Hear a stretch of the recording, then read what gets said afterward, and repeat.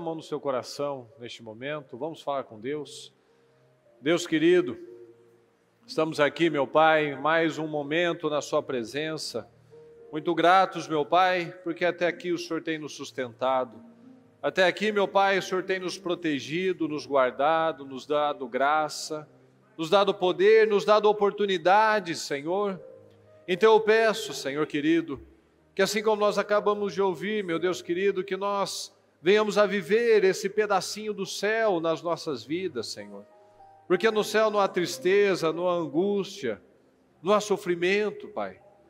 Há paz, Senhor. Que na nossa casa, no nosso espírito, meu Pai, haja paz. Que na nossa vida, Senhor, nós não sejamos atribulados, meu Pai, aflitos, como Marta, preocupados com tantas coisas e se esquecendo do principal, Senhor querido. Que nós venhamos a trabalhar, como nós ouvimos na palavra, felizes aqueles que trabalham pela paz interna e trabalham pela paz externa. E a paz que excede todo entendimento vem somente do Senhor, a partir do momento que somos guiados pela sua palavra, Senhor, e não mais pelas emoções, pelas circunstâncias. Então eu peço, Deus querido, derrama do teu poder sobre as nossas vidas, Pai. Abençoa cada homem, cada mulher, cada um que aqui está, cada um que está a caminho, Senhor, que tem vencido cada dificuldade, Senhor, para estar na sua presença. Cada um, meu Pai, que está diligentemente lá, Senhor, na transmissão, na sua casa, te adorando, querendo aprender, querendo crescer. Que o Senhor possa chegar até cada um desses, meu Pai. Que o Senhor possa chegar com renovo, com paz de espírito, com unção. Que cada um de nós venha a viver um tempo diferente, um tempo novo, um tempo de glória, um pedacinho do céu. Com aflições, meu Pai, só no passado. Com luta, sim, com guerra, sim, mas com a certeza sempre da vitória. É isso que nos garante a vitória, é a sua palavra. É a esperança no Senhor, a esperança que vem da sua palavra, Senhor. Porque todos nós somos atacados por problemas, por mentiras do diabo, mas quando nós confiamos na verdade, na única verdade, nós continuamos passando pelas situações, meu Pai, mas com o nosso foco no Senhor, com o nosso foco naquilo que o Senhor já nos disse, Senhor. Assim como nós vemos Davi para conquistar a fortaleza dos jebuseus. Muitos ficaram com aquelas mentiras de que ninguém era capaz de ocupar aquele território. Davi não olhou para as palavras, Davi tinha foco, Davi confiou no Senhor, Davi confiou na palavra das terras que o Senhor havia dado ao povo de Deus, ao povo de Israel. E ele foi lá e conquistou. Então eu peço, Senhor, que cada um de nós venha tirar o foco das situações, das circunstâncias, porque elas são da vida.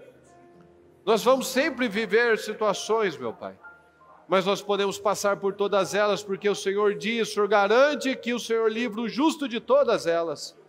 Mesmo que tenhamos aflições, nós recebemos o livramento. Então abra as nossas mentes, Pai. Nos ajuda a focar na coisa certa. Nos ajuda a tirar os olhos daquilo que nos distrai e nos tira, meu Pai, do nosso alvo. Nos desvia dos caminhos do Senhor.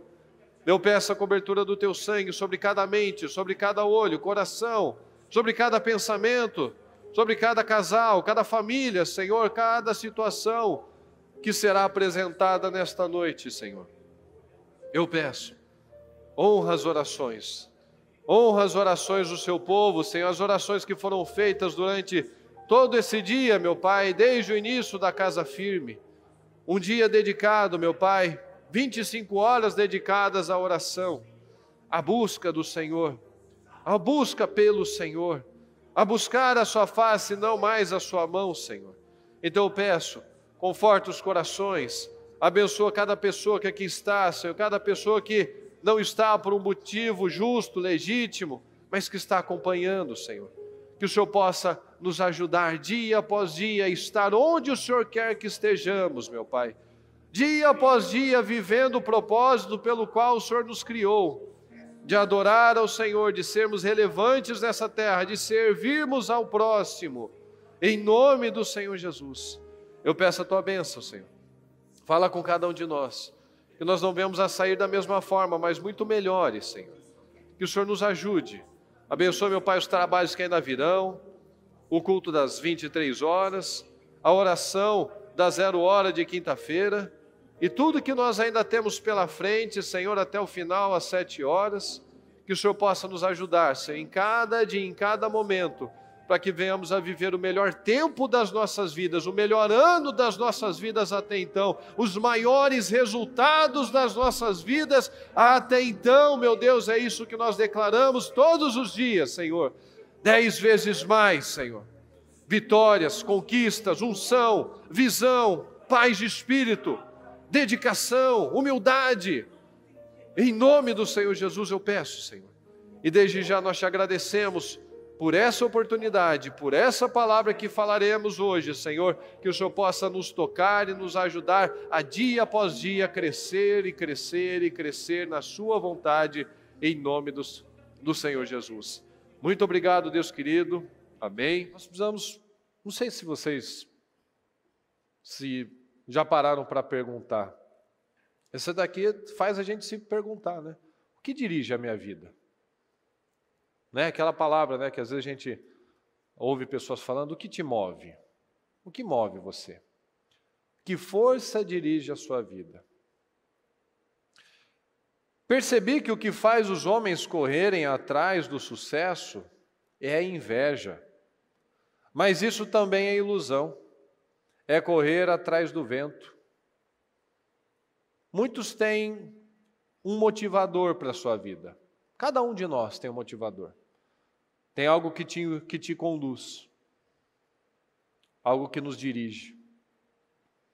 Mas isso pode ser um motivo bom, que me conduz a resultados bons, ou um motivo ruim, uma motivação ruim, como nós vemos aqui Salomão falando.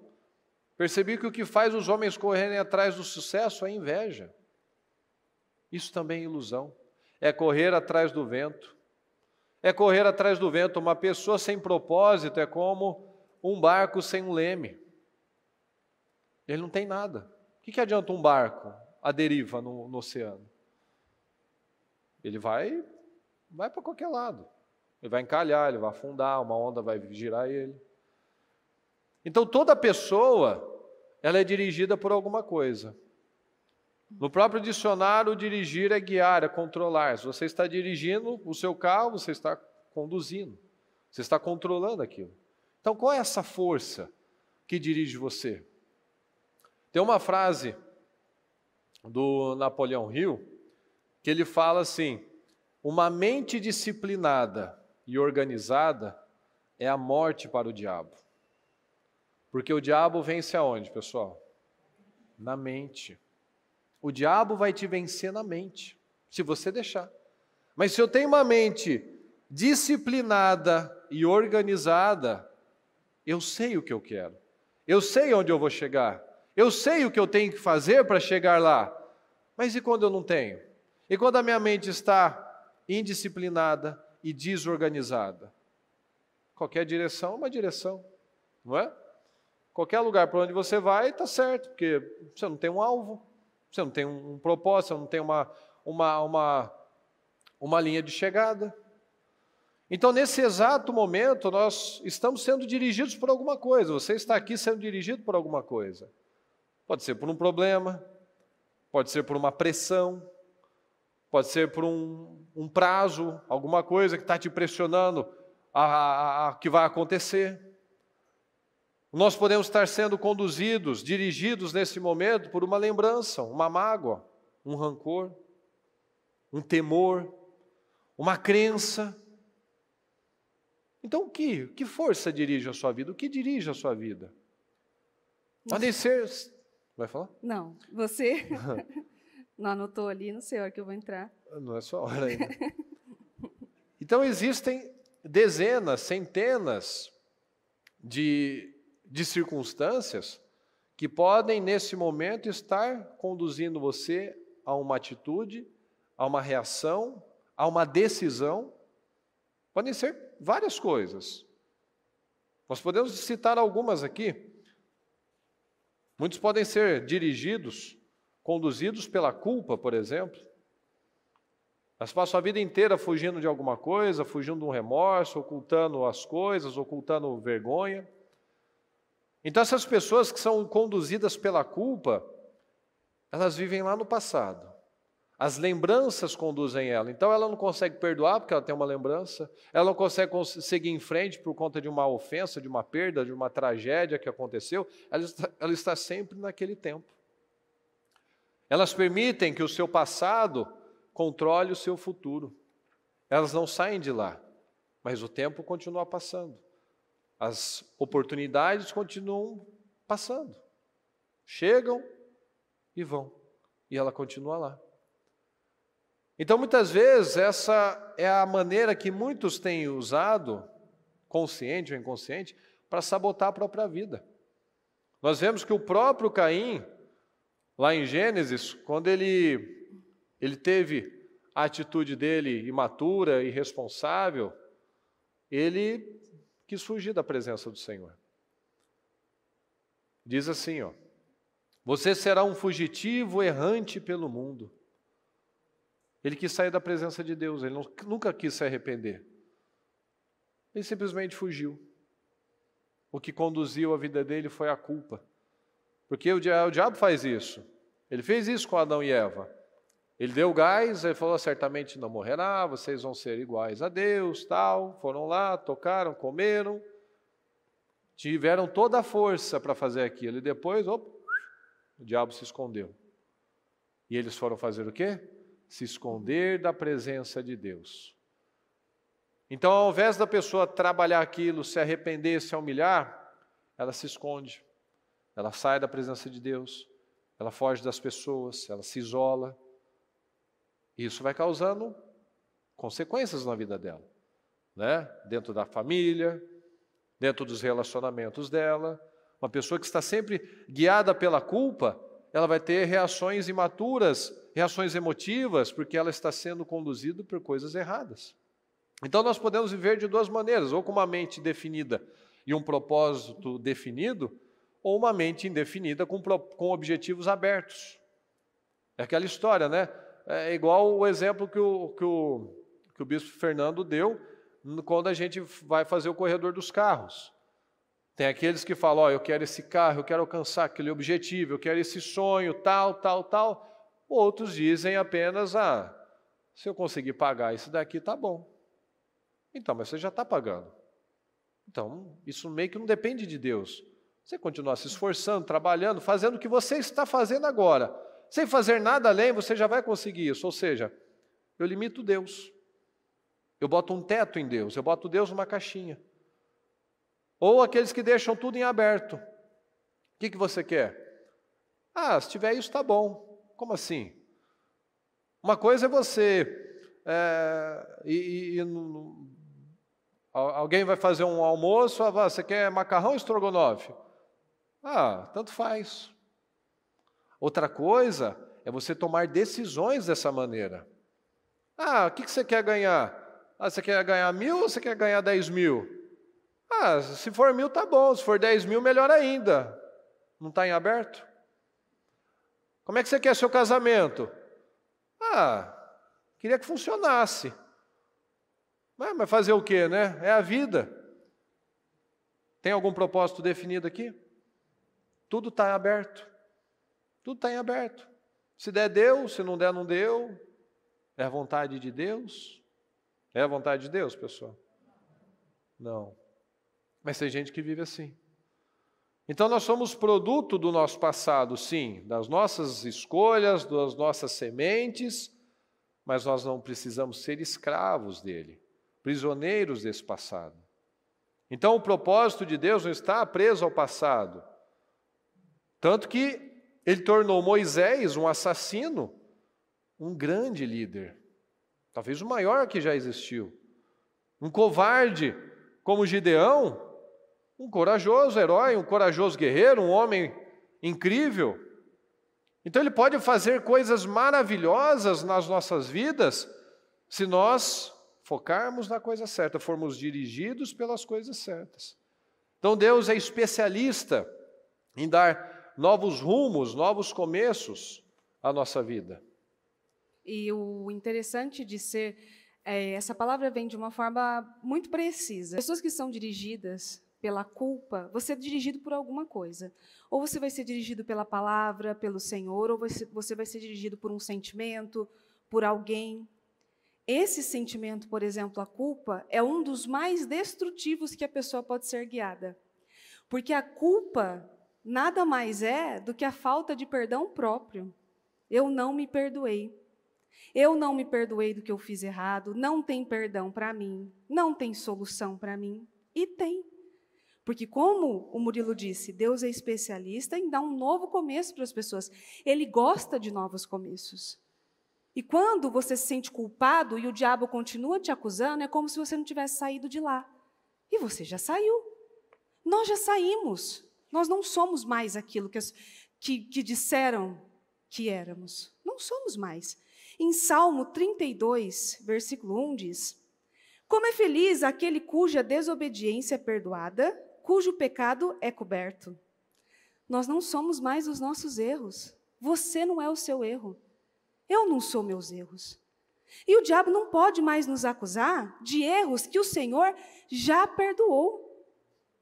Você não é mais esse erro, você não é mais esse pecado, você não é mais essa mentira, você não é mais essa situação, não é mais esse problema, não é mais esse fracasso. Você viveu coisas, mas não está mais lá. O diabo não pode mais controlar as nossas mentes, e ele usa de sentimentos para controlar as nossas mentes, como a culpa, como a raiva, às vezes a raiva de alguém, porque a raiva é um não perdão, eu não perdoei o outro. Ou você não se perdoou e você tem culpa, ou você tem raiva e não perdoou o outro.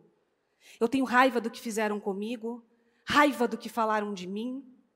E se você colocar a sua mão e tentar fazer justiça com as próprias mãos, o Senhor vai tirar dele. Aí o Senhor não pode atuar. A raiva não pode dirigir a sua vida. E tem várias reações para a raiva. Tem os que se fecham, estou com raiva, estou fechado, ele foge. Aí ele tenta se esconder. Vou me esconder, estou com raiva, vou me isolar. Tem o que explode, aquele que é explosivo, que ele briga em tudo quanto é lugar, porque ele está sempre irado, ele está sempre com raiva. E dá para perceber que o que guia ele não é a paz, não é o Espírito Santo. Cristo vive em mim, Cristo vive em você. E se ele vive em nós, não tem por que então deixar a raiva guiar os meus passos, as minhas palavras. Tem gente que responde só com raiva, tem gente que responde, que resolve as situações só na raiva, só na brutalidade, só na acusação. É o outro, é o outro, é o outro. E a raiva não vai causar só aquele sentimento de raiva, de ira. Ela vai causar rancor, ela vai causar remorso, ela vai causar arrependimento, ela vai roubar a sua autoridade.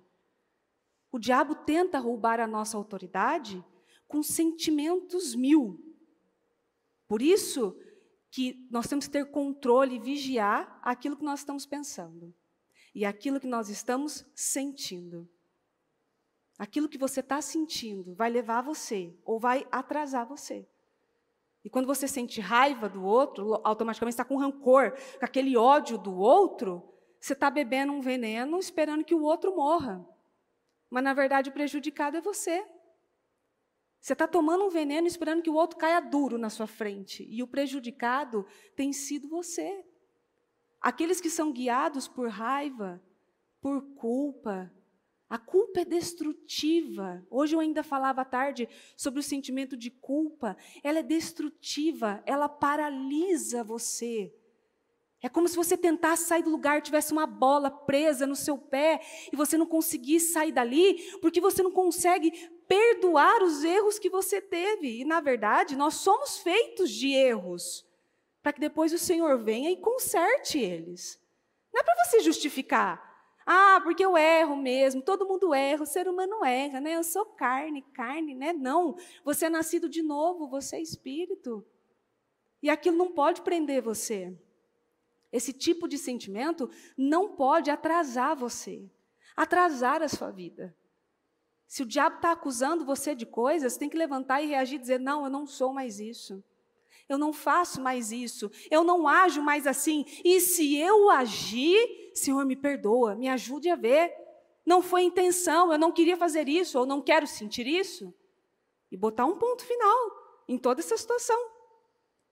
Com essa amargura, com esse sentimento de rancor e de raiva, você está machucando a você mesmo.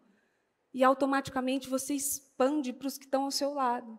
Porque quando você tem raiva de você, quando você tem raiva das pessoas, logo, as pessoas que você mais deveria amar, mais deveria estar junto, você vai expandir aquilo. Aí você vai acabar ficando com raiva. Ela não vai parar só num lugarzinho. Você vai ficar com raiva de pessoas que você deveria amar. Quando você não sente raiva só de do fulaninho do trânsito, que você nunca viu. Estou com raiva dele. Não. Pessoas que liberam esse sentimento de raiva, elas vão ter raiva das pessoas que estão próximas também. De pessoas que ela deveria amar. Ela está tendo raiva, ela está odiando. Você não pode ser guiado por isso. Nós não podemos ser guiados por isso. Começa aqui. Começa pelo altar. Não podemos ser guiados por esse tipo de sentimento. Ser guiados por aquilo que sabemos e não por aquilo que sentimos. Eu sei que quando sentimos, parece que é muito maior do que sabemos. Mas isso precisa trocar de lugar. Tem que ser maior do que você está sentindo, maior do que você está vendo, maior do que a sua realidade. A fé é isso. Você lidar com situações do dia a dia é exatamente assim com a fé.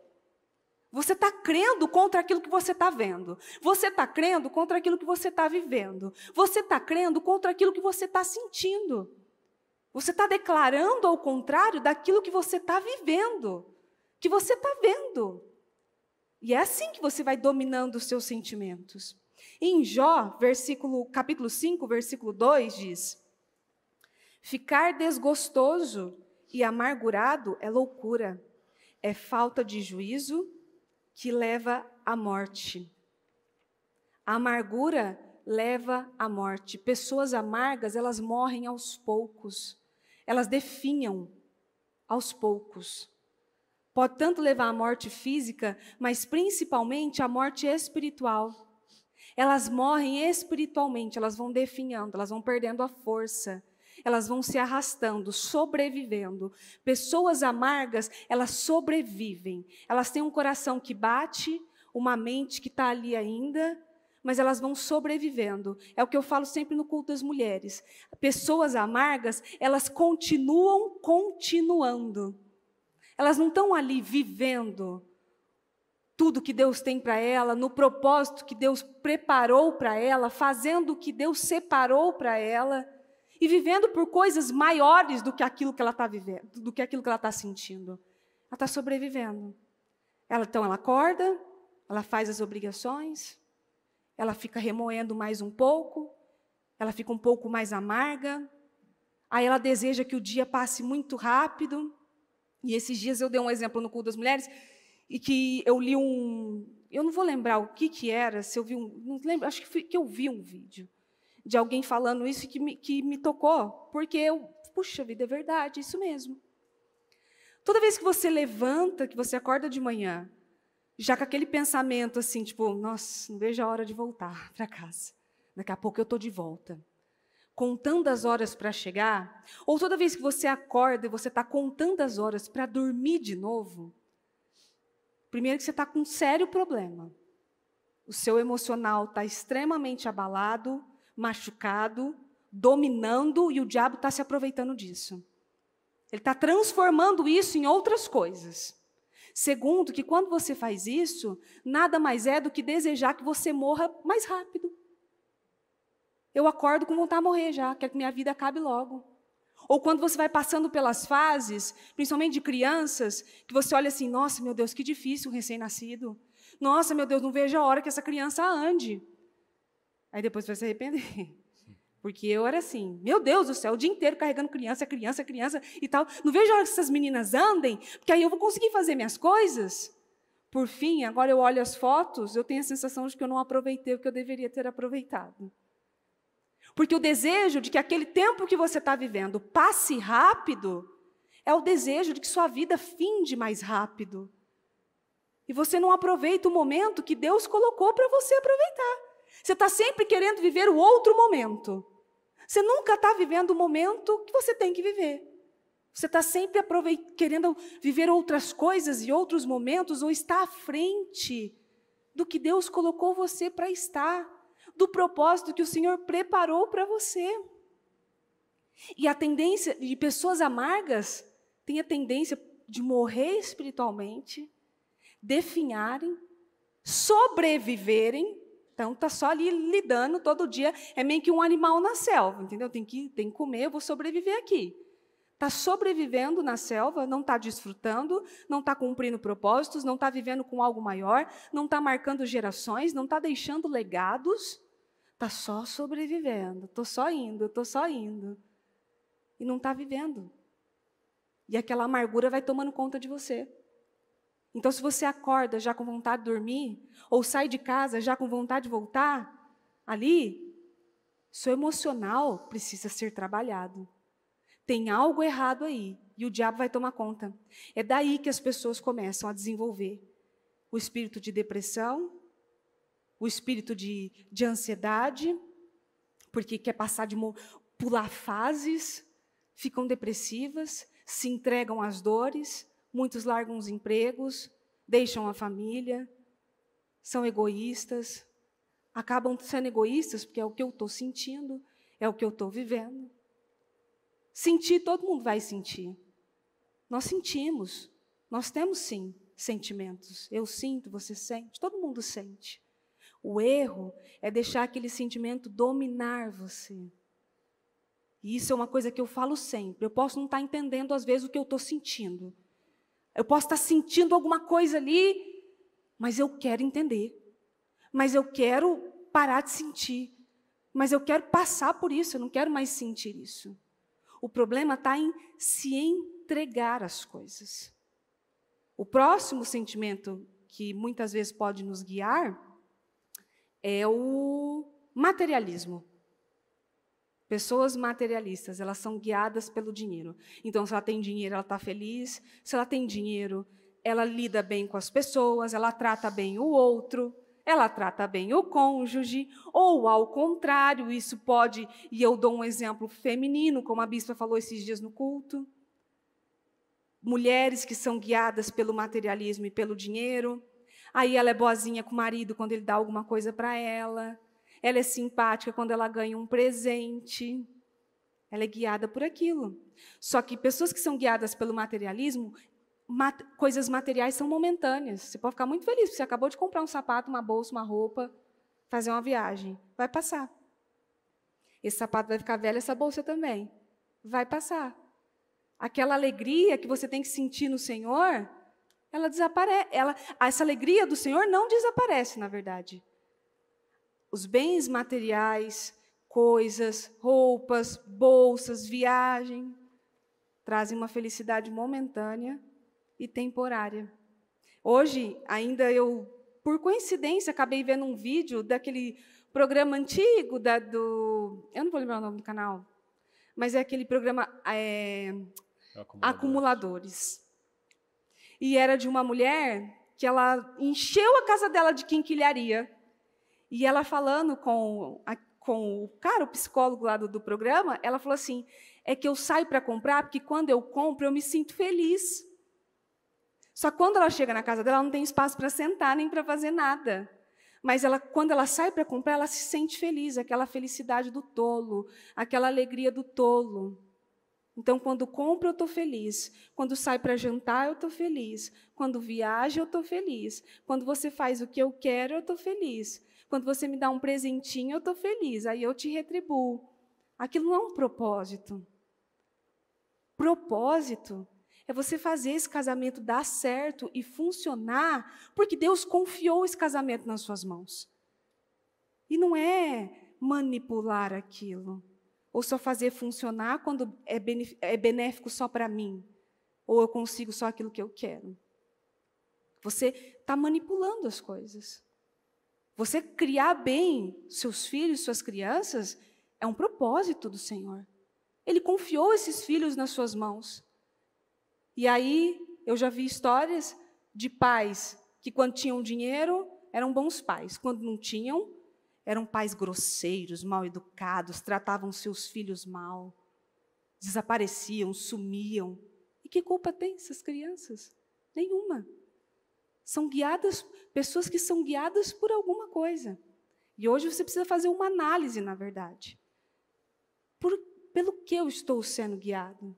Pessoas guiadas pelo materialismo são pessoas entediadas. Elas estão sempre entediadas. Nunca nada está suprindo aquilo. Ela está sempre em busca de mais. Ela está sempre entediada. Aquilo é uma coisa assim impressionante. A gente foi viajar com as nossas crianças e a gente foi dessa última viagem que a gente fez em família.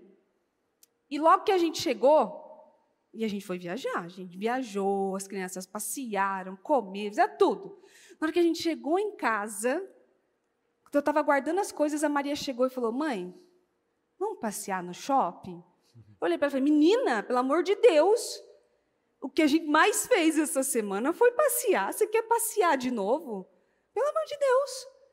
É aquela coisa, sabe? Vamos fazer mais alguma coisa? Criança tem uma energia que eu nunca vi, Senhor da glória.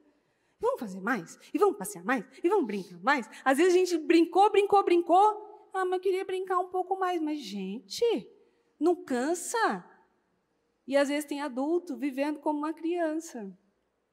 Ah, porque eu quero tanto comprar mais isso. Daqui a pouco você vai achar algo mais novo, algo que parece mais bonito, o seu já não parece tão legal assim. Você já começa a não prestar tanta atenção, já começa a ser mais ingrato. Você acaba de sair de uma viagem, você já quer partir para outra. Você acaba de sair de um negócio, você já quer começar outro. Está sempre entediado. Porque o que guia você não é o propósito, é o que você está sentindo. É a alegria momentânea que aquilo traz a você, na verdade. Precisamos ficar atentos para cada tipo de sentimento que tem guiado as nossas vidas. Sentimentos têm presença. E quando você foca num sentimento, ele tende a expandir. Então você precisa reconhecer os sentimentos para tratá-los e não para deixar eles dominarem você. Muitos podem ser dirigidos também pelo medo, né? E nós sabemos que o medo, ele é o resultado de várias coisas que aconteceram, né, na nossa infância. Sejam traumas, sejam palavras, sejam acidentes, sejam circunstâncias que a gente passou. O medo pode vir de várias situações, né? Mas uma coisa que, independente da origem desse medo, uma coisa que vai acontecer com todo mundo que é guiado pelo medo, é ela perder grandes oportunidades na vida. Grandes oportunidades de começar uma coisa nova, grandes oportunidades, por exemplo, tem gente que tem medo de ter filho, por exemplo, tem medo de não conseguir, né? Tem gente que tem medo de casar, porque tem o histórico do pai, da mãe, de coisas que aconteceu. Tem pessoas que têm medo de começar um negócio novo, prefere ficar no que já está, o que já conhece, naquele nível que ele sabe que não é o que ele quer, mas ele está lá se sentindo seguro. E quando nós lembramos dessa questão da segurança, nós podemos lembrar de Gideão, quando ele fez aquela pergunta, né, quem estiver com medo pode ir. E tem lá na tradução da King James essa frase, eles saíram, foram lá para o Monte Gileade. Ou seja, eles foram para o lugar seguro, mas também era o mesmo lugar dos covardes, dos fracassados e dos frustrados. Porque aqueles 300 que ficaram, eles fizeram toda a diferença naquela situação, porque eles tiveram fé e coragem. E aquele grupo enorme, eles ficaram lá, só observando o que os outros iam fazer. Não conquistaram nada, ficaram certamente o resto da vida deles com essa vergonha. Covardes dentro de casa, de covardes dentro do pai dele, covardes diante da esposa dele, covarde diante dos filhos dele. O meu pai fugiu, meu pai voltou atrás, meu pai não acreditou. Então muitos perdem grandes oportunidades, e na palavra nós vemos que o Senhor o tempo todo ele nos empurra. Ele nos fala para salta, vai para frente, anda, confia, não tenha medo. Porque nós vemos, né, quando você analisa aquelas pessoas que estão às vezes lá no hospital, no leito de morte, o maior número de arrependimentos não é pelo que ela fez, mas pelo que ela não fez. Pelo que ela poderia ter feito, arriscado, sido um pai melhor, sido um profissional mais disciplinado, arrojado, ter feito aquilo que amava, que tinha talento, mas ficou com medo de dar errado. Naquele livro que a bispa já comentou, que é importante quem não leu começar a ler também, O Coração Selvagem, ele faz uma observação muito interessante, que Deus, ele trabalha em cada situação de forma única. Quantas vezes o Mar Vermelho foi aberto? Uma vez. Quantas vezes a batalha com 300 soldados e jarros de barro aconteceu? Uma. Quando a gente analisa as curas que Jesus fez, todas elas foram diferentes. Ah, não, mas ele curou cegos, mas de formas diferentes. Ele não tem a mesma forma de trabalhar, então ele trabalha na vida de cada um de formas diferentes e únicas. É isso que muitas vezes a gente não acredita. A gente olha para o outro e fala assim, funcionou na vida dele, tem que ser a mesma coisa para mim. Não, não tem que ser. Deus vai trabalhar com cada um de forma única, de forma diferente. Fala comigo. O medo é a autoimposição de um cárcere. O medo é a autoimposição de um cárcere. E nós só vamos sair dessa cadeia do medo que te dificulta a vida de avançar, de progredir, de sonhar alto, de fazer um propósito. Quantos que estão falando, nós estamos 10 vezes mais, incomparável será a minha vida, o meu ano. Mas não estão fazendo, não estão dando condições para viver isso. Vamos supor, ano que vem, 2023, ano de viver 1000 vezes mais. Vai viver aquilo lá, só que está vivendo. Porque não está dando condição para que Deus trabalhe na sua vida, para que Deus faça algo novo através de você. Porque todos esses, o Moisés ficou assim, ficou indeciso, o que a gente vai fazer? Manda o povo marchar. O Gideão, Senhor, se o Senhor estivesse com a gente, se fosse tudo isso, a nossa vida não estaria desse jeito. Vai com a força que você tem. Faça assim, faça assado.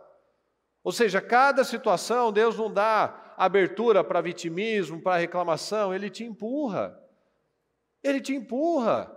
Ele está falando o tempo todo, não tenha medo, confia. E muitos continuam sendo guiados pelo medo. E nós só vamos vencer esse medo com as armas espirituais, com as armas da fé, da coragem, do amor. No amor não há medo. Pelo contrário, o perfeito amor expulsa o medo. Porque o medo supõe castigo. Aquele que tem medo não está, fala comigo, aquele que tem medo não está aperfeiçoado no amor. Porque no amor não há medo. No amor não há medo. O amor expulsa o medo. E quem continua sendo guiado pelo medo não está ainda aperfeiçoado nesse amor. Nós podemos ver outros sendo guiados, dirigidos pela necessidade da aprovação. Elas dependem das opiniões de pessoas, dos pais, da esposa, do marido, dos filhos, dos colegas de trabalho. E a pessoa vai, muitas vezes, querendo ser aquele camaleão. Em cada ambiente ele busca a aprovação daquele grupo. Então, as pessoas, nem Jesus agradou todo mundo. Então, obviamente que aquela pessoa, ou ela vai ser uma pessoa falsa, ou ela vai ser uma pessoa covarde. Porque o falso é covarde. Ela não vai querer contrariar as pessoas, né? Ela vai querer, vai bajular o chefe, vai elogiar o fulano, vai ser legal com todo mundo. E ela não vai ser ela. ela não vai ter identidade. A chave para o fracasso é você tentar agradar todo mundo. Ser controlado pela opinião das pessoas é uma forma certeira, segura, para não viver o propósito de Deus para a sua vida. Olha aqui que Jesus disse: ninguém pode servir a dois senhores, porque ou ele vai desagradar um e agradar outro, ou vice-versa. Não é possível. Por isso que nós precisamos trabalhar a identidade, essa segurança no Senhor. Essa segurança. O que é o sim, sim e o não, não. A ter autoridade realmente, não, eu creio nisso, eu acredito nisso. Não, isso eu não concordo. Eu não concordo com isso, eu não concordo com esse tipo de doutrina, desse ensinamento, com essa atitude, com esse tipo de conduta, não concordo com isso. Então nós não podemos permitir que essas influências dirijam a nossa vida. E isso aqui que é muito interessante. Não pense que somos guiados apenas por um sentimento. Um está puxando o outro. Então, por exemplo, esse da necessidade de aprovação, logo puxa o sentimento que é o medo de desagradar. Então, eu tenho que agradar todo mundo. Logo vai puxar o outro sentimento, que é a culpa, porque aí você não fez o que você tinha que fazer, não viveu o que você queria viver e não viveu o propósito que o Senhor separou para você. Logo vai puxar o quê? Raiva. E aí você pode até querer acusar outras pessoas. E, na verdade, começou tudo num sentimento. Não, preciso agradar as pessoas, preciso da aprovação das pessoas. Você vê esse negócio, até na internet hoje em dia, é um negócio assim, horrível, que é desesperador. Todo mundo parece que tem que levantar a mesma bandeira, porque se não levantar a mesma bandeira, são os cancelados, ninguém quer saber, tem um problema sério. Aí você vê que todo mundo, né, até o que não se posiciona, ele é obrigado, ele é pressionado a se posicionar para agradar os outros. Poxa, mas isso é o que eu recebi do Senhor, isso é o que eu acredito, essa é a minha maneira.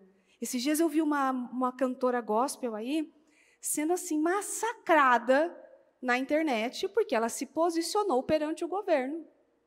E falou, eu vou defender o governo que defende os valores que eu acredito na família. Então, eu vou defender o governo que defende os valores da família. Pronto, acabou. E desceram a lenha nela, e falaram, e ela se manteve firme ali, mas pressionaram ela, porque ela se posicionou. Eu respeito, eu vou respeitar a opinião do outro, mas se eu quiser dar a minha opinião, principalmente se for a opinião de um cristão, que é o que a gente fala, nossa, aquilo vira um alarido. E tudo começa de um sentimento que vai puxando todos os outros sentimentos. A necessidade de aprovação, que puxa culpa, que puxa medo, que puxa raiva. Não fica só em um. Eu tenho um. Não, aquilo lá vai crescendo. Você vai se graduando nos sentimentos que você não poderia se graduar. Daí essa importância da gente ter essa identidade. Porque senão acontece exatamente isso. Porque é o tempo que nós vivemos. A maioria das pessoas no nosso país não pensa como se parece que pensam. Mas o que acontece? Essa minoria barulhenta dá a impressão que, puxa, a gente está sozinho no mundo. E não é verdade. Mas por que isso acontece? Porque o ímpio, aquela história, se a videira, a oliveira, a figueira não se posiciona, o espinheiro vai dominar, vai ocupar o espaço. O espinheiro é mau, o espinheiro não tem escrúpulo, o espinheiro gosta de barulhos, o espinheiro gosta de oprimir as pessoas. Por quê? Porque aqueles que têm os valores, aqueles que têm princípios, se acovardaram. Então nós, como cristãos, precisamos nos posicionar, seja no seu trabalho, seja em relação à escola dos seus filhos, seja em qualquer área. Está todo mundo falando coisas que você sabe que está errado, você tem que se posicionar sim. Você não tem que ficar lá brigando, batendo boca, tentando convencer outro, porque você não vai convencer certos tipos de pessoas. Mas você tem que ir lá marcar o seu território. Porque às vezes, você falando, vai surgir outros e você vai ver, puxa vida, eu não estou sozinho. Pelo contrário, essa turma barulhenta é a minoria. Só que para isso a gente precisa se posicionar.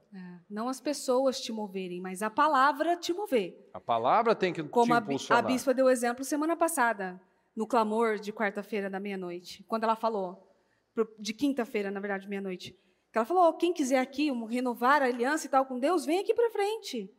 A galera, teve alguns que esperaram. Espera para ver se o primeiro vai e depois os outros vão. Se ele for, eu vou. Pronto, foi vencido pelo medo. O que te guiou? Medo. O que te guiou? Orgulho. Orgulho, a necessidade de aprovação. O que vão pensar se eu for lá falar? Na frente? Vão achar que eu não estou tendo um envolvimento com Deus? Não foi a palavra que guiou. Não foi o propósito que guiou. Não foram os sonhos que guiaram você. As promessas que o Senhor fez. Foi todos esses sentimentos. O medo, o que vão pensar? Ai, mas E depois o portal se fecha, aí vai vir o outro sentimento, a raiva. Perdi, pronto. Perdi o propósito, perdi o portal. Acabou. É isso. E uma vida sem propósito é uma vida com um movimento sem sentido. Nós vemos, por exemplo, quando nós vemos Salomão, quando ele saiu do propósito, ele começou muito bem. Mas quando a gente olha, por exemplo, lá como eu li hoje de manhã, uma coincidência até, né? Quando ele sai do propósito, lá em Eclesiastes 2:9, ele fala muito isso naquele versículo, naquele capítulo de forma geral, né? Ele fala, antes do começo, pede o que você quiser, Salomão. Eu quero, Senhor, conhecimento e sabedoria para administrar esse grande povo. Depois, quando ele já se distrai, ele começa a falar os meus bosques, as minhas terras, o meu tesouro, né? Ajuntei prata e ouro, meu tesouro, e o pior de tudo, ele fala assim, o meu saber, a minha sabedoria. Olha a cegueira do homem mais sábio, se esquecendo que tudo aquilo veio de uma decisão, de uma atitude, de um holocausto, de um sacrifício violento que ele fez, que chamou a atenção do Senhor. Mas depois ele já estava, me tornei o mais famoso, mais poderoso de todos que já vieram antes de mim. A minha sabedoria, o meu saber. Então, quando nós entendemos o propósito de Deus para as nossas vidas, a nossa vida tem sentido. Tanto que ele fala o tempo todo, é correr atrás do vento, tudo é vaidade, tudo é uma inutilidade, aquela frustração. Por quê? Mas mantive a minha sabedoria, mantive comigo o meu saber, a minha sabedoria. Cadê Deus nisso? Cadê Deus? Mas quando eu perco o propósito da minha vida, nada faz sentido mais.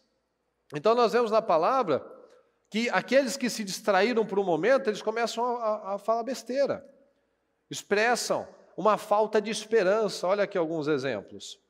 Tenho me afadigado sem qualquer propósito. Tenho gastado minha força em vão e para nada. Os meus dias são vazios e sem esperança. Detesto a vida. Não quero mais viver. Deixe-me em paz, pois a minha vida não vale nada. A maior dessas desgraças aqui não é a morte. É uma vida que você está vivendo, mas você está morto. É uma vida sem propósito. É uma vida que você só está sobrevivendo. E quando nós conhecemos o propósito de Deus, quando nós temos, fala comigo, esperança. A esperança, ela é tão importante para a nossa vida como o ar, como a água. Porque com a esperança você luta pelas coisas. Com a esperança você continua trabalhando, lutando, se esforçando. A bispa viu um estudo que a esperança leva a pessoa a viver, literalmente a viver. Um médico fez uma análise em alguns pacientes que estavam tratando de câncer, e ele fez uma pergunta, você quer viver até os 100 anos? E aqueles que tinham uma profunda noção de propósito, respondiam que sim. E tiveram resultados melhores no tratamento. A probabilidade foi muito maior deles sobreviverem. Então, a esperança é gerada quando eu tenho um propósito. Se eu estou nem aí, fiz besteira com a minha vida, tanto faz, tanto fez, esse daí já se entregou. E é interessante que tem pessoas que eu já ouvi falarem, elas não estão nem com câncer, nem à beira da morte. Mas se você perguntar qual que é né, a pretensão dela de chegar, não sei, 70, 60, depois é enfado e cansaço, né, e tal, e a pessoa já está sem esperança, ela já meio que abandonou. E o propósito faz a sua esperança renascer. Você precisa encontrar aonde é que você encontra alegria, satisfação de estar ali. Aquilo não é um peso para você. Como eu falei semana passada, propósito não é trabalho. Aquilo te traz uma satisfação. Às vezes leva tempos para você descobrir qual é o seu. Às vezes você já sabe. Eu levei anos para saber qual era o propósito que eu tinha. E eu descobri, sabe como? Com essa sensação de alegria. Tenho medo, mas uma alegria. Cada semana que passa e eu aprendo uma coisa nova, ou eu escuto o Senhor falar comigo, eu não vejo a hora de chegar no culto. Que eu quero passar, que eu quero falar, eu vivi isso, então eu consertei assim, vamos fazer assim. Então, eu não vejo a hora de trazer aquilo, para consertar as coisas, porque consertou ali, então conserta sim.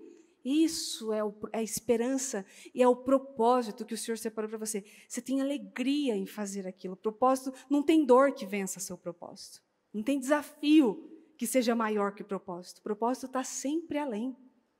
Olha aqui em Jeremias 29, 11. Porque sou eu que conheço os planos que tenho para vocês, diz o Senhor. Fala comigo, vamos juntos, pessoal. Planos de fazê-los prosperar e não causar dano. Planos de dar a vocês. Fala, esperança. E um futuro. Então, se você está se sentindo sem esperança, o que a palavra te diz? Para desistir? Não desista. Coisas maravilhosas acontecem na nossa vida quando nós vivemos o propósito. A gente pode ter a sensação de estar enfrentando uma situação impossível. Mas olha o que o Senhor fala. Agora, glória seja dada a Deus pelo seu grandioso poder operando em nós, é capaz de fazer muito mais do que jamais ousaríamos pedir, ou mesmo imaginar, infinitamente além de nossas mais altas orações. Então Ele pode fazer muito mais do que você pediu, você imaginou, anseios, pensamentos ou esperanças.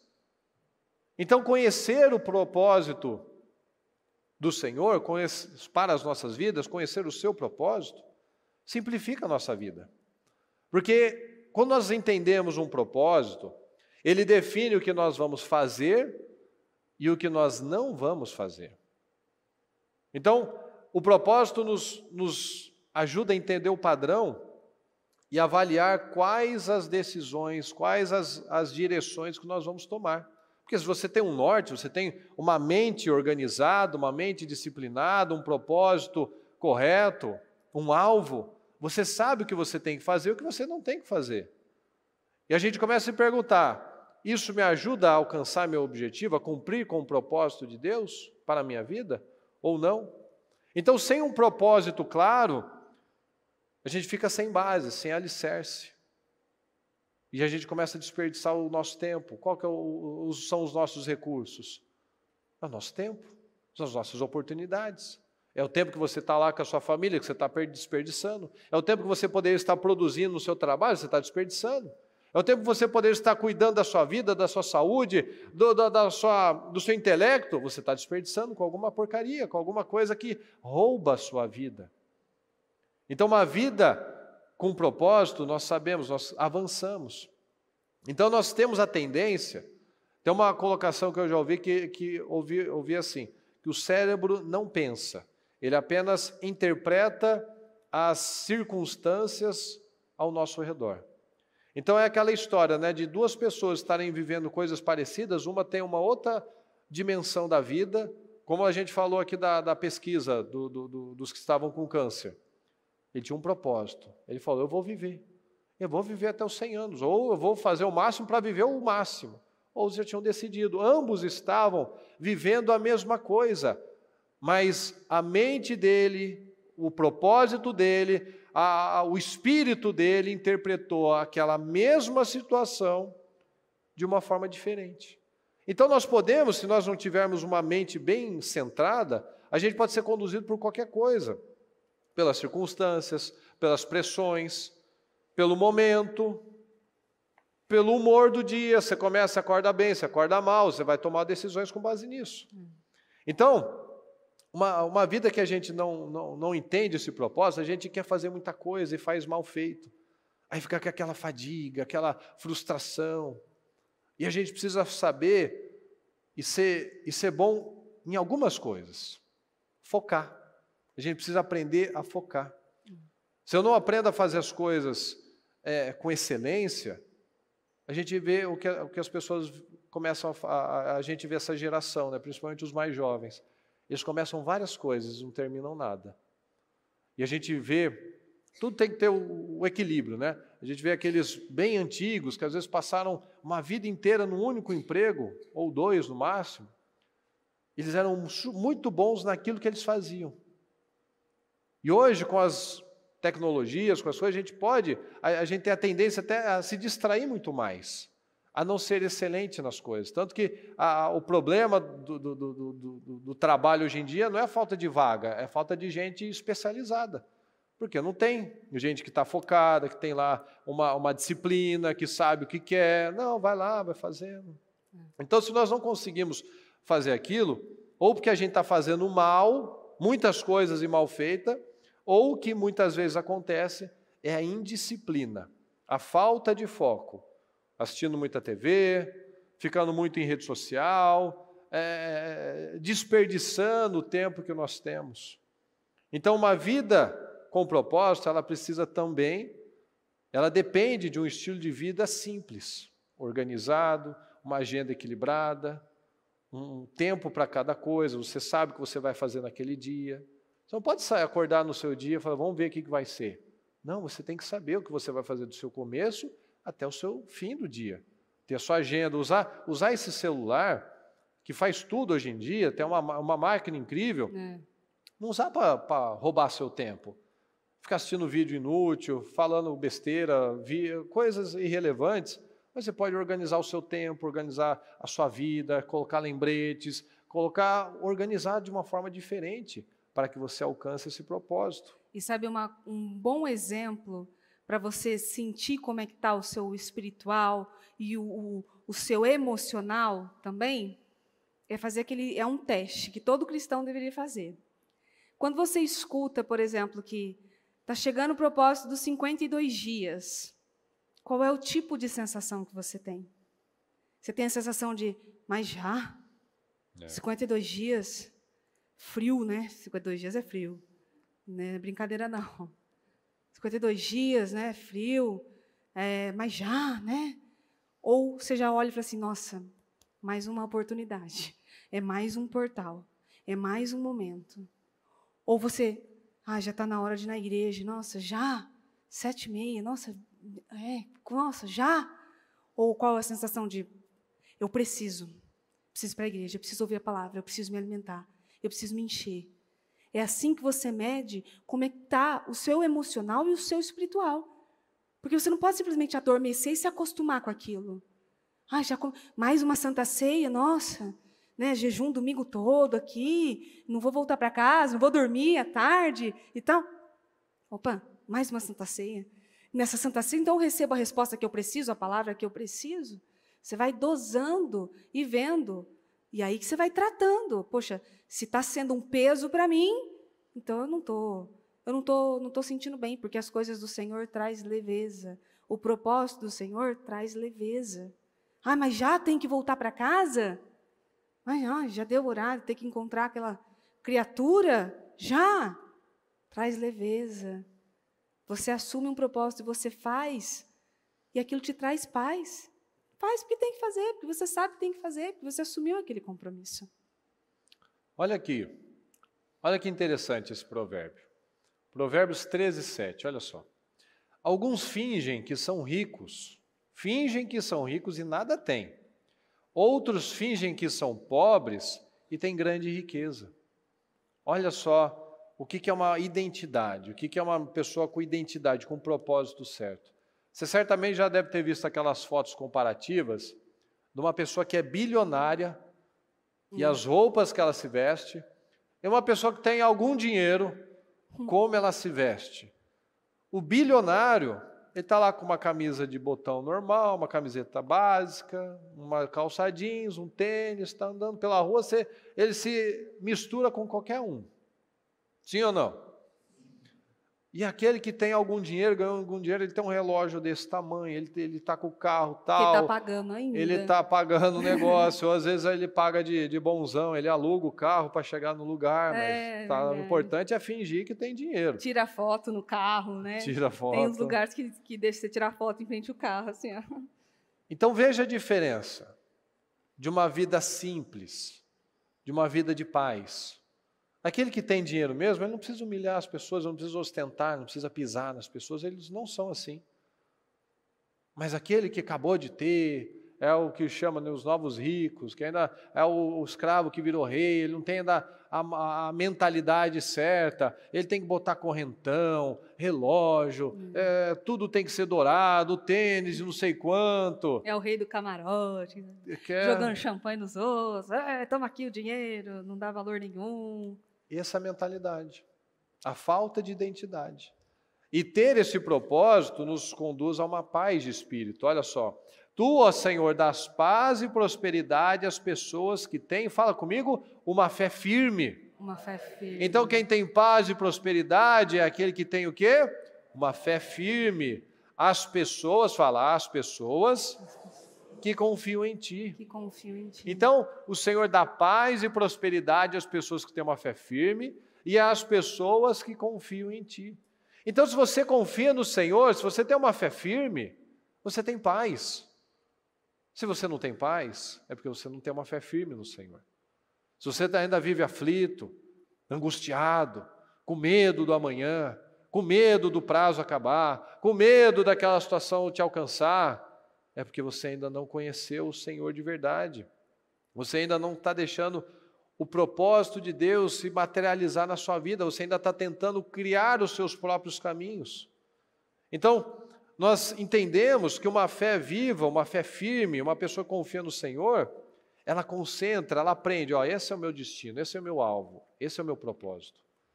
Então ela concentra todas as energias dela naquilo que é realmente importante.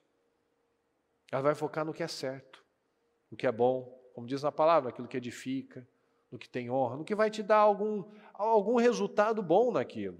Você não vai ficar lá distraído com coisas porque você aprende a se tornar seletivo. Você não vai mais botar lixo, deixar lixo descer para o seu coração, se alimentar de porcarias, assistir porcaria, falar porcaria. Você não vai, porque você sabe, o propósito me conduz ao que eu vou fazer e o que eu não vou fazer.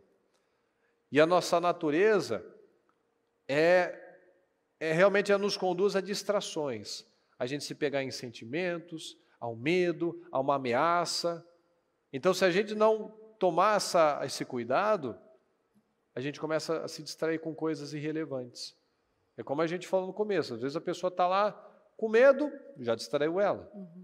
Querendo agradar as pessoas, ela sai do foco dela, já está perdendo tempo. Ela quer agradar as pessoas, ela está com medo, ela está angustiada com alguma coisa, está se distraindo.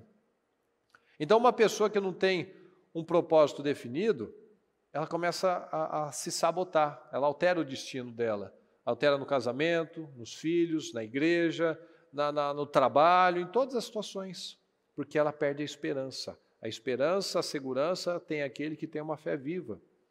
E às vezes a gente pode cair nessa besteira do diabo, que é a mentira clássica dele, comigo vai ser diferente.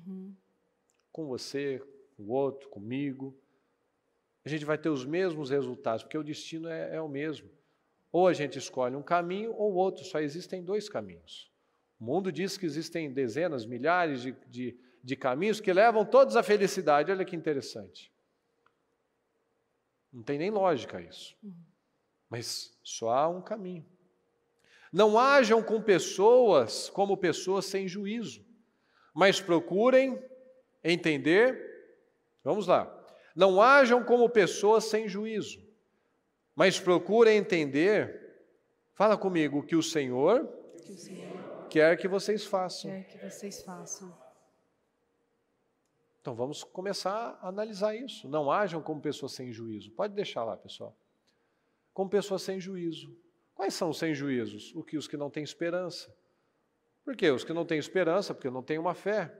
E se ele não tem fé, ele vai ser guiado por qualquer coisa. Alguma coisa vai dirigir ele.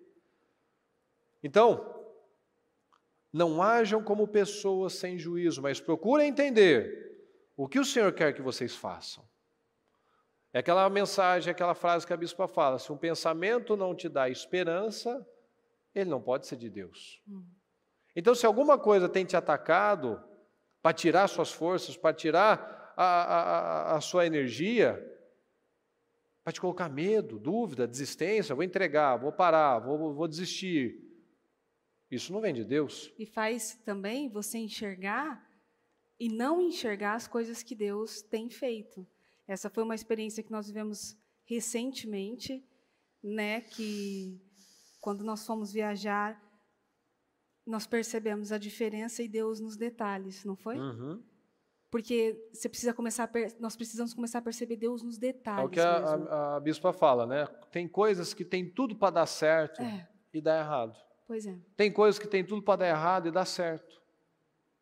Se você analisar, você pode ter ido já num lugar, numa loja, e tem lá o fulano brigando com o outro, porque isso é uma falta de respeito e tal. E você chegou lá e fez as coisas, resolveu, foi embora e tal. Porque é o que nós vivemos, que foi essa experiência que nos fez prestar atenção.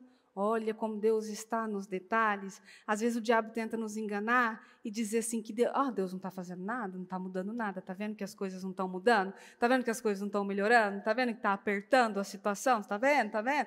O diabo está tentando convencer. E se você começar a enxergar Deus nos detalhes, foi isso que nós vimos.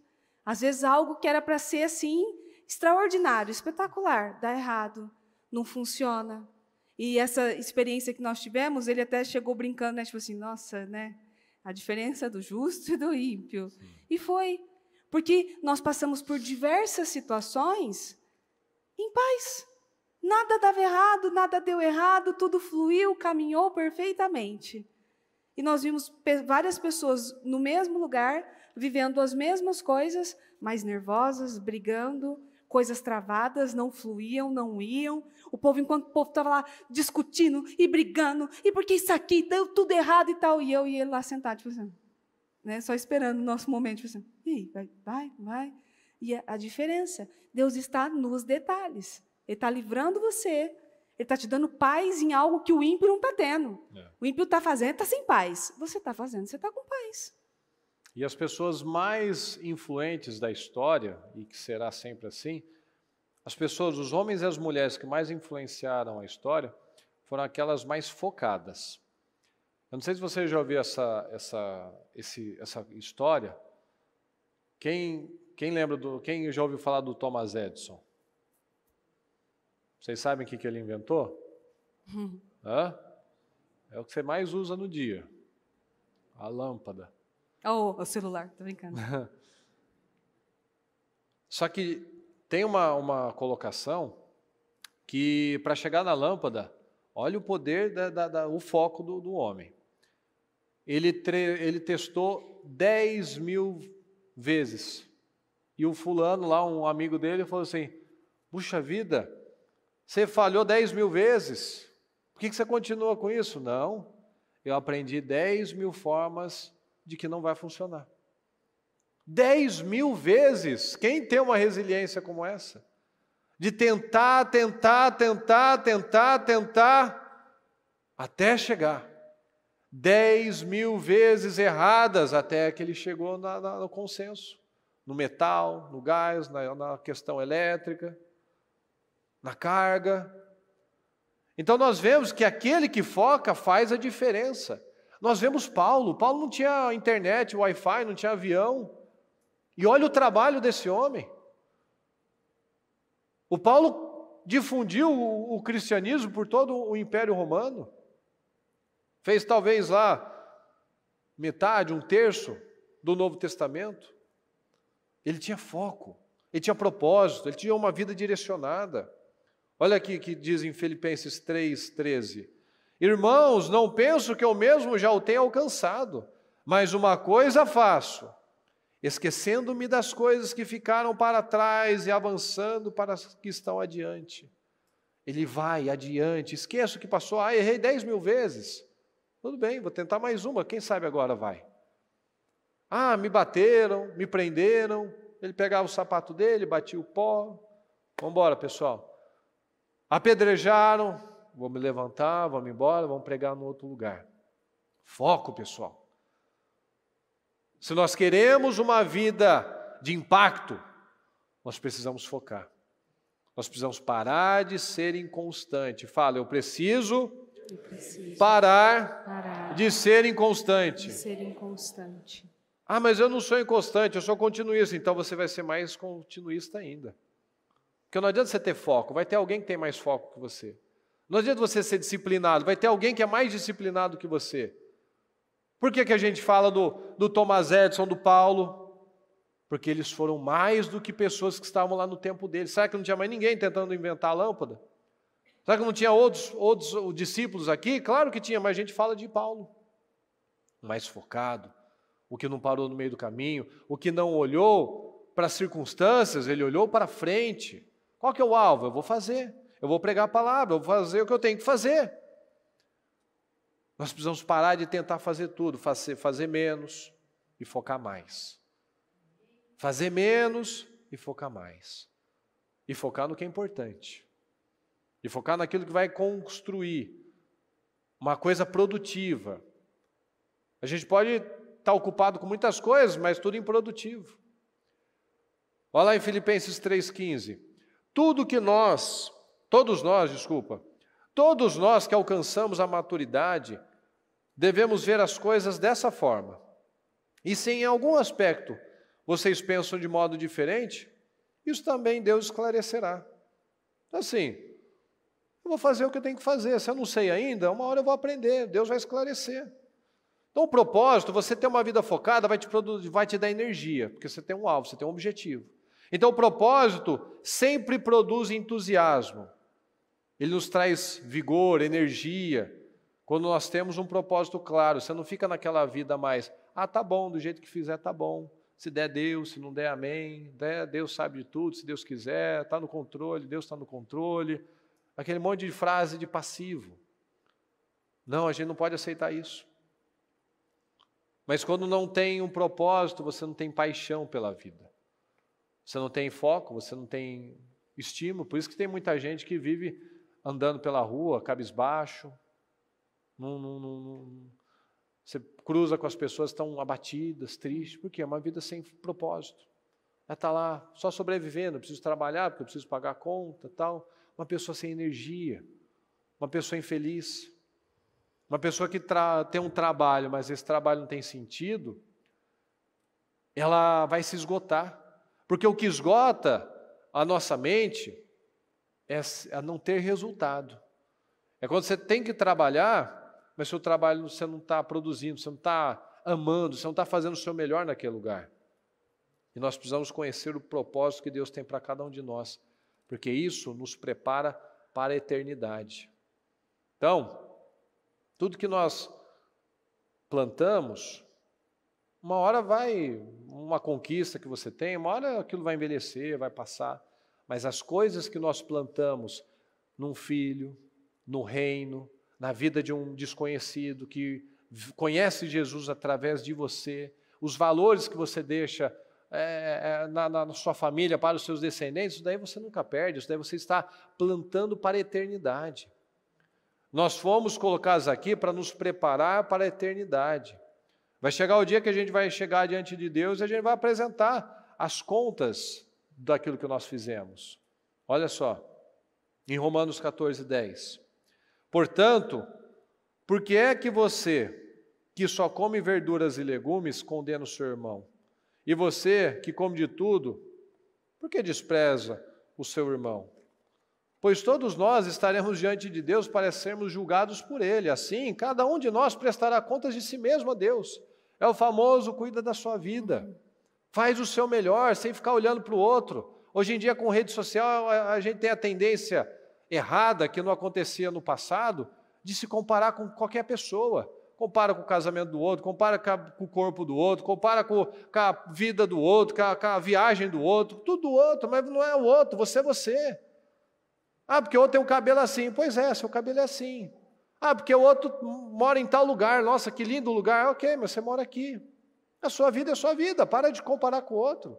Seja o seu melhor com a sua família, seja o seu melhor no seu trabalho, seja o seu melhor com aquilo que já está nas suas mãos. Cada um prestará contas de si mesmo a Deus.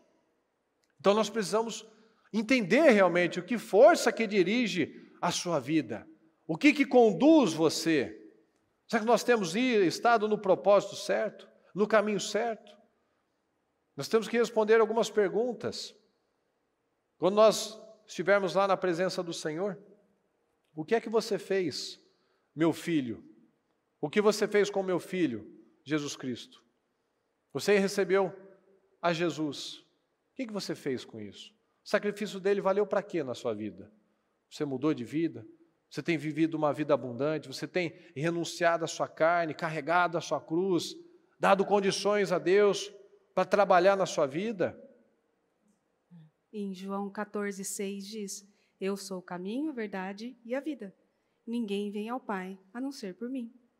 O que é que você tem feito, então, com o sacrifício de Jesus? E a segunda pergunta: o que você fez com o que eu lhe dei? O que você fez com a sua vida?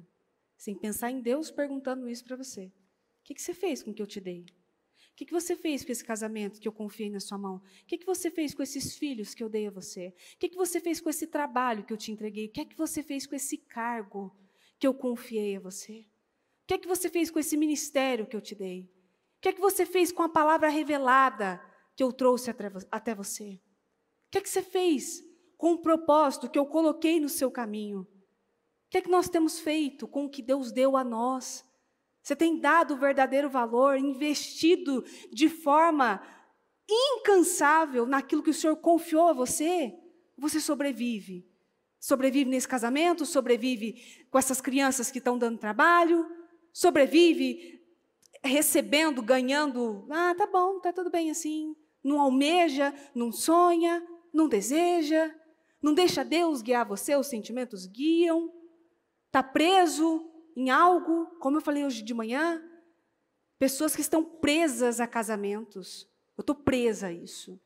Eu sou obrigada a permanecer nesse casamento. Que divórcio? Eu não posso me divorciar. Sou crente, não posso divorciar. Então eu sou obrigado a ficar aqui. E não é assim que o Senhor chamou a todos para viver. Você tem que estar nesse casamento não por obrigação, mas por escolha, porque eu escolhi ficar. Eu escolho estar aqui. Eu escolho estar nesse relacionamento. Eu quero esse relacionamento. Ah, porque eu sou obrigada a criar as crianças. Nós somos? Sim. Deus te deu esses filhos. Mas não com esse sentimento. Não, eu vou encaminhar, fazer discípulos. Não, eu tenho que trabalhar aqui, né? Meu ganha-pão, vou ganhar esse dinheirinho. É meu ganha-pão. Não. Você tem que fazer, você transforma aquele lugar. A casa do outro é melhor. Não sei o que lá do outro é melhor, minha casa não é tão bonita, você faz o ambiente, você faz o lugar. Não preciso dar o exemplo da Taquari, não, que é nítido a todos, como a igreja trouxe vida para o ambiente. Porque Jesus transforma os ambientes, Ele transforma os casamentos, Ele transforma os filhos, Ele transforma as dores, os sentimentos, Ele cura, Ele traz renovo, Ele traz vida. Só que você tem que deixar Ele guiar você. Ele tem que guiar o seu propósito. Então, será que nós já chegamos a uma conclusão? O que tem dirigido a sua vida? Viver com propósito é o caminho para a paz. Viver com propósito é aquilo que nos dá a leveza, que nós acabamos de ler. A fé, uma convicção firme no Senhor, esperança. Isso que nos dá paz. Então, você ter esse propósito, ser guiado por esse propósito, porque tem gente que, Salomão, por exemplo, ele não vivia sem propósito, mas ele estava vivendo um propósito errado. Porque no começo era fazer a vontade de Deus, administrar bem a nação, depois ele estava lá com os projetos, conquistando, fazendo obras incríveis. É errado ter sonhos, construir coisas? Não. Mas o propósito dele não era mais para o reino. Era para ser o maior, o mais famoso, o mais conhecido, o mais rico, o mais inteligente. Então tem gente que tem um propósito, mas tem um propósito errado. Então, viver com um propósito é o caminho para a paz. Você entender o seu propósito é o que te conduz a uma vida para a eternidade, que não serão obras queimadas. Amém, pessoal? Amém. Fique em pé, por favor. Coloque a mão no seu coração, por gentileza. E eu quero que você fale com o Senhor alguns minutos, que você reflita em tudo isso que nós falamos, que você tenha analisado. Que força dirige a sua vida? O que te move? O que te conduz? O que você tem usado como o seu norte? É realmente o propósito certo? Ou apenas são coisas que te roubam tempo, oportunidade, medo, pessoas, sentimentos, culpa? Pelo que você está fazendo o que você faz? Você tem buscado realmente pela sua família? Você tem buscado realmente um encontro com o Senhor cada vez mais profundo? O que dirige você? Fala com o Senhor neste momento. Ele é o meu pastor,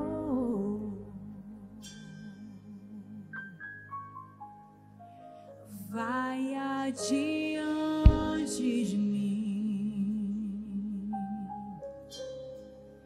e por trás me defende.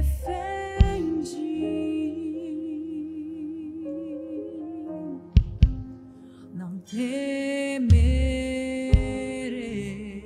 Se abra para o Senhor nesse momento. Abra sua boca, fala com Ele. Estou cheio de unção. Deixa Ele conduzir sua vida. Deixa Ele te confortar. Meu corpo transporta. Vive essa paz, vive essa esperança, que só tem quem conhece Ele. Nada me atinge. Busca conhecer o Senhor. Não temerei. Fala com Ele. Senhor, dirige a minha vida, Pai. Eu vou deixar o Senhor dirigir a minha vida. Conduza a minha vida, Senhor. Eu não quero me distrair do propósito que o Senhor tem para mim. O Senhor tem pensamentos de bem, de paz, não de mal, para que nós venhamos a viver um propósito incrível, o fim que nós esperamos. O Senhor tem pensamentos incríveis, abençoados, poderosos para a nossa vida.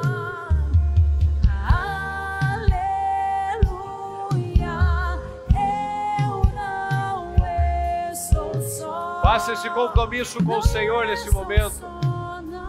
Senhor, eu vou ser guiado pela palavra. Eu não vou mais ser esse marido, essa esposa que eu tenho sido. Eu vou ser guiado, dirigido pela palavra, não mais pelos sentimentos, não mais pelo passado, não mais pelo remorso, pela culpa, não mais tentando agradar todo mundo. Eu vou ser guiado pela palavra. Se comprometa, pessoal, é a sua vida. É a sua vida. Se você não tomar decisões, quem vai tomar? Se você não for conduzido pela palavra, você vai ser conduzido pelo diabo, pela carne. E quais os resultados que você vai ter? Misericórdia e bondade me dão garantia. Tome decisões essa noite em nome de Jesus. Que verei sua glória. Tome decisões corajosas. Corajosas, corajosas. O Senhor trabalha de forma individual com cada um de nós. Individual, Ele não vai fazer a mesma coisa que fez na vida do outro. Então confia, tenha coragem. Tenha coragem. Tenha coragem. A palavra nos diz: não tema, não tema, não tema, eu sou com você. Arrisca, arrisca na fé. Faça o que tem que ser feito.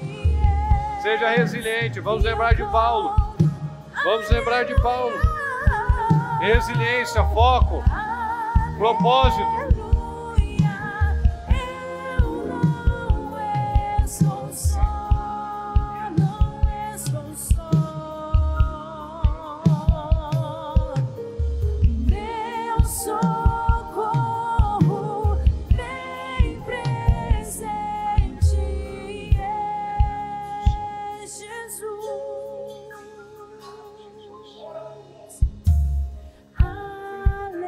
Meu Deus amado, não tem outro caminho, Senhor.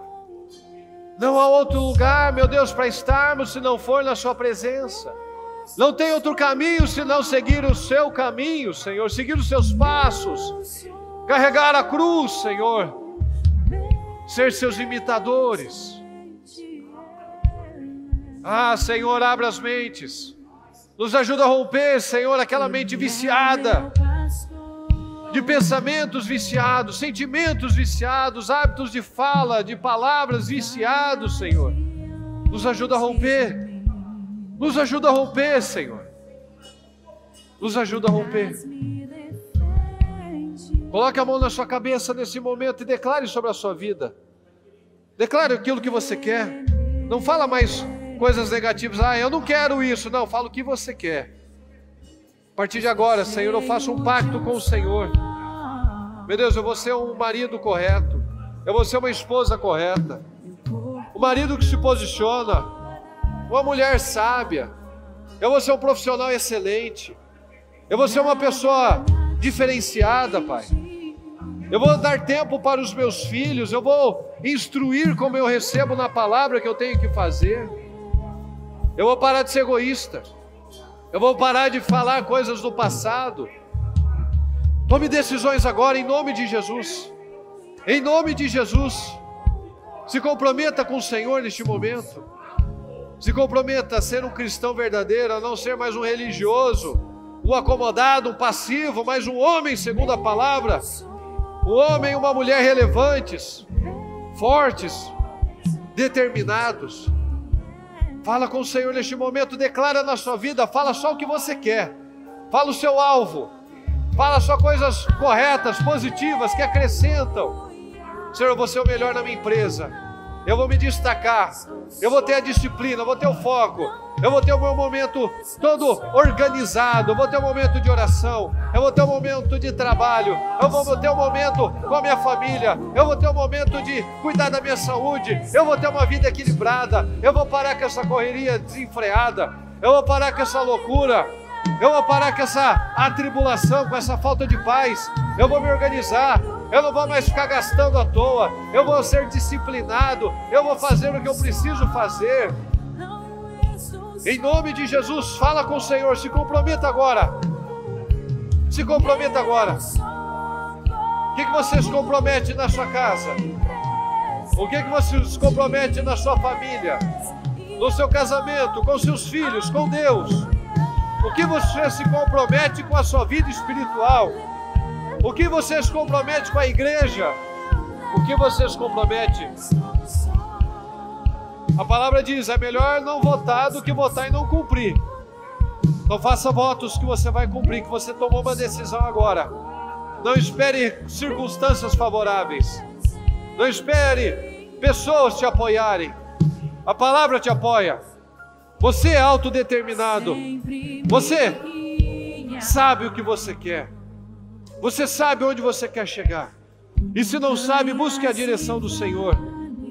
Busque a direção. O Senhor tem pensamentos de bem, de paz, para nos dar o fim que nós esperamos. O fim que nós esperamos é um fim glorioso, um fim vitorioso, um fim de honra, um fim poderoso.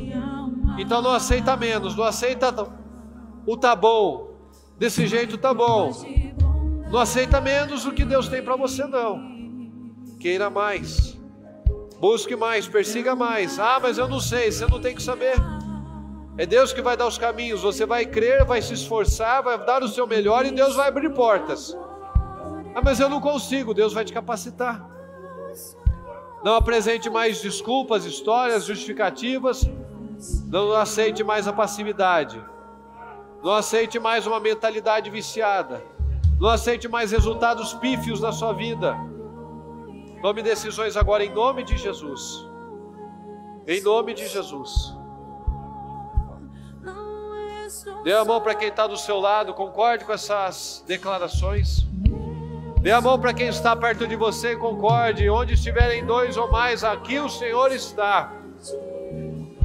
Vamos ligar aqui na terra para que seja ligado no céu. Vamos concordar as orações, as bênçãos, as vitórias, a materialização de cada sonho, de cada projeto, de cada realização material, financeira, espiritual, familiar, conjugal.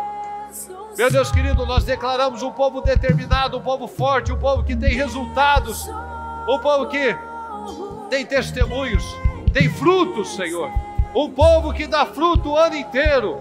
Um povo que não tem medo da seca, da crise, porque dá fruto o ano inteiro, porque está plantado à beira do ribeiro. Em nome do Senhor Jesus, meu Pai, nós concordamos. Nós declaramos as vitórias, as bênçãos, a materialização de cada palavra que foi lançada, Senhor. Nós declaramos famílias abençoadas, casamentos restaurados, filhos felizes, meu Pai, estruturados emocionalmente.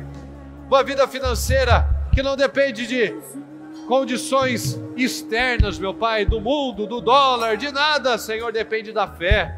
Que o Senhor abra portas, que o Senhor coloque essa pessoa em posição de honra, de destaque, de crescimento, de avanço, em nome do Senhor Jesus, meu Pai, nós declaramos isso, nós concordamos, meu Pai, as bênçãos, as vitórias, as famílias poderosas, abençoadas, unidas, em nome do Senhor Jesus, todos num só propósito, Senhor, de avanço, de crescimento, de santificação, de avanços na vida, meu Pai. Nós declaramos esse povo feliz, um povo que tem resultados, que conhece o vinho novo, Senhor, que tem frutos na vida, em nome do Senhor Jesus. É o que nós declaramos, meu Pai, desde já agradecemos, concordamos por cada dia, por cada oração, por cada oportunidade que o Senhor nos dá, Senhor. Muito obrigado, Deus querido. Nós chamamos, nós declaramos e concordamos em nome de Jesus. Amém.